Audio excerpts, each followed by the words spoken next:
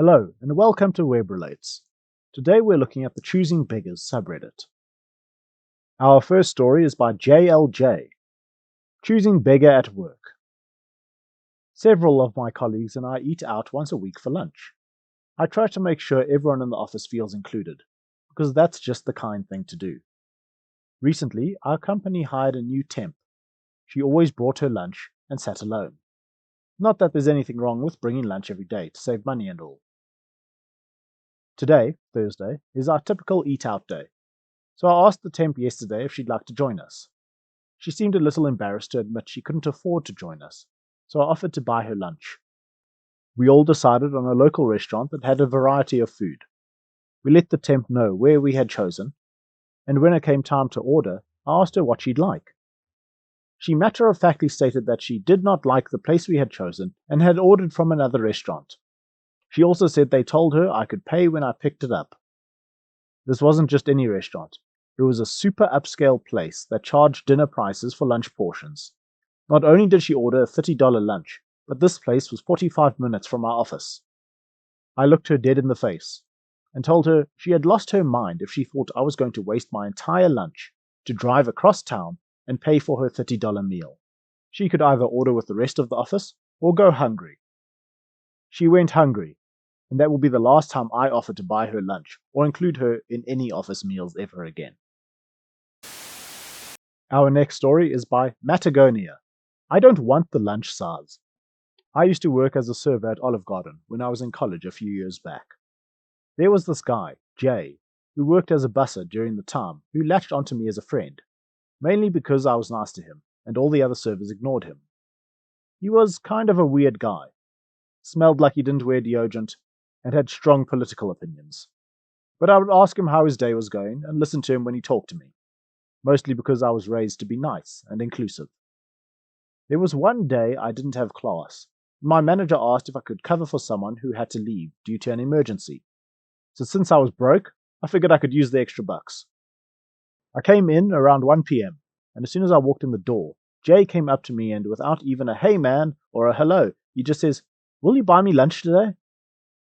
I was a little frustrated that he just asked without even greeting me, and asked him why he couldn't get it himself. He was saying how since he gets paid every 2 weeks, he's short on money, but since I'm a server and get tips, he'd know I'd have cash for making change and stuff. Rude, but whatever. We did get an employee discount on food, so it wouldn't be too expensive. I asked him what he wanted, and he said the chicken Alfredo.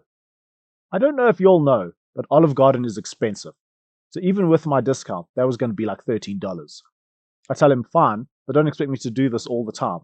And he runs off into the kitchen, all excited, without even thanking me. Like, dude, what? It was lunch, and we were running a soup and a half pasta meal, so I figured I'd ring that in as an employee meal, so I could eat the soup at least. Olive Garden soup is the best. I send in the meal and start doing my normal shift work. It was a slower afternoon, so I wasn't crazy busy. 10 minutes later, a dude walks up to me and says to me, "Hey man, they made a small portion. Can you make them to make it a full size or send in another so I can get 2? I was pissed. I told him, "Nah man, I got your lunch. I'm broke too. So you can take it or leave it," and went back to my tables. He came up to me later and was talking in a joking manner about how he saw that small plate of pasta and was like, "Nah, I'll just leave it." Throughout my shift, as I went to pull food from the window for my tables, I saw that chicken Alfredo sit for the whole shift. I still get mad thinking about it, lol. That man is completely unaware and unappreciative. Our last story is from a deleted account. Choosing Beggar Mom almost ruins housing for college-aged son. Before I start, let me apologize for the long-windedness of my story. It required a bit of explanation about the context and my job. I work in property management as a consultant in a college town on the east coast of the US. As you can imagine, it's a lot of young people.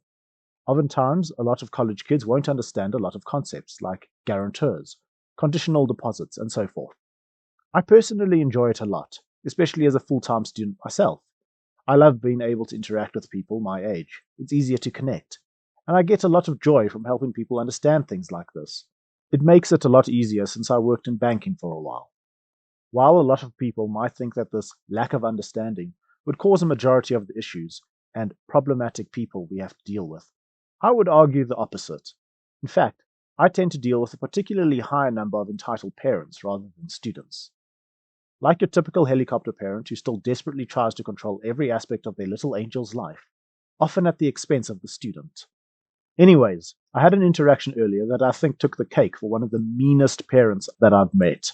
Not in the traditional way of yelling, screaming, and whining until your ears bleed, but rather bullying completely random college-aged people. We're coming to the beginning of the summer, which means that college housing, for those who don't know, is wrapping up. This is because a lot of people, students and parents, prepare for the next school year during the previous school year. This includes choosing classes, getting jobs, and importantly, finding housing. This is especially so for upperclassmen, sophomores, juniors, and seniors, who don't live on campus as much.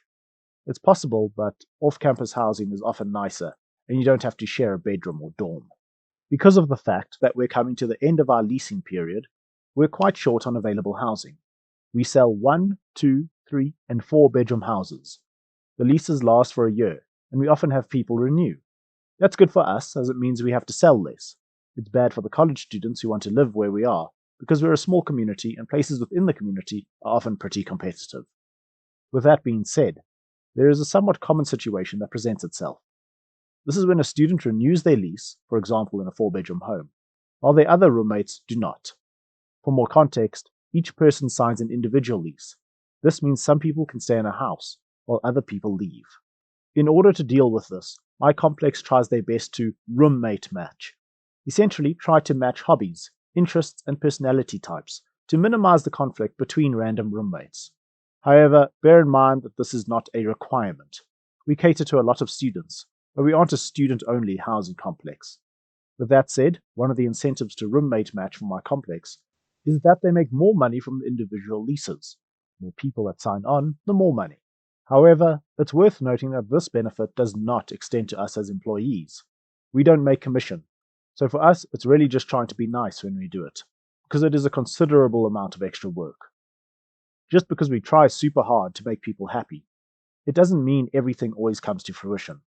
People fight, don't get along, or just don't match. We understand this, but we try our best. Anyways, we received a call from a mother earlier today. She'd been trying for weeks to get her son, a renewing resident who currently lives in a 4-bedroom by himself, who roommates left after the lease ended. Let's call her Karen. Let me stop here and say that I don't blame the son at all for his mom's behavior. Sometimes it's hard to control or think of the actions of the person or people who raised us as wrong, especially as the son or daughter of a person. Karen had been trying for weeks to find roommates for her son. The stipulation of our lease is that if you knowingly re-sign a lease, knowing that your other roommates will not be renewing, that you are either willing to take the given roommate assignment, which again, we try super hard to match as best as we can, but are not required to. So in the case of Karen's son, 3 additional roommates. Karen had been shooting down all of our roommate matches for weeks. She had given one of my co-workers an earful when she found that she would not be the one officially approving or denying each applicant for her son. Again, they are not their rooms to choose. They only pay for a quarter of the bedrooms and within the unit.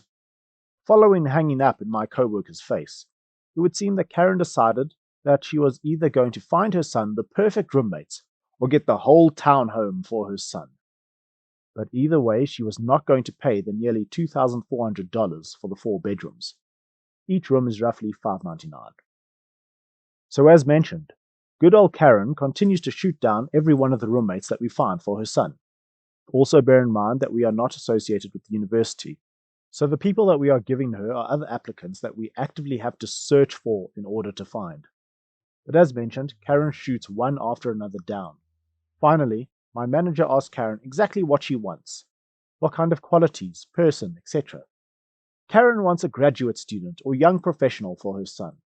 This in itself is not an unreasonable request. Not everyone likes to party, despite the fact that we are a party school, and we do try to accommodate requests such as these. Today, 3 young applicants come along. Actually, one came a few days ago, one yesterday, etc. We'd been compiling this list of people to go into the home who met Karen's specifications for roommates. We were essentially going above and beyond for no reason other than just being patient with her demands. Sounds dumb, but other customer service people get me. So today, my co-worker calls Karen and explains the good news that we have found roommates that fit her specifications. Karen inquires about the qualities of the applicants, what they do, are they in school, etc. My co-worker proceeds to explain that 2 of the students are graduate students, and one of the people is a young professional, fresh out of college. The ages were about the same between residents, gender and personalities matched, and the specifications set forth by Karen were pretty much met. However, upon hearing that the other roommates were grad students, Karen very suddenly exclaimed, "Ew, I don't want my son with a bunch of nerds. Find him someone else." Like, WTF, she's never met them. She had barely even heard about them. We had just pitched the idea to her, and they met her specifications, and she has the gall to say that they're too nerdy for her son? I took over the call and ended it somewhat professionally, as my co-worker was about to, reasonably, lose it. The guys were perfectly nice and seemed friendly, had similar hobbies, among other things. It's such a shame to see a grown adult, Karen is 55 according to her profile with the company, bully actual college students, especially completely and unnecessarily calling them nerds, which, for the record, just wasn't true, as when I met one of the guys, he was jacked. And even if he was, why do you have to say it? Anyways, sorry for the super long rant. Shout out to my fellow college students. We'll see how it goes tomorrow when I get back to work. There's something French there that I can't pronounce. In hindsight, that's probably how you spell c'est la vie. Anyway, it's a pity about the name Karen. I actually only know one Karen, and she's a lovely lady. This one, however, really just needs to get over herself, and she should just be told the roommates are just assigned. Alright guys, that's it for today. Thank you very much for watching. If you liked what you saw, please like and subscribe to the channel, and I will see you guys next time. Cheers!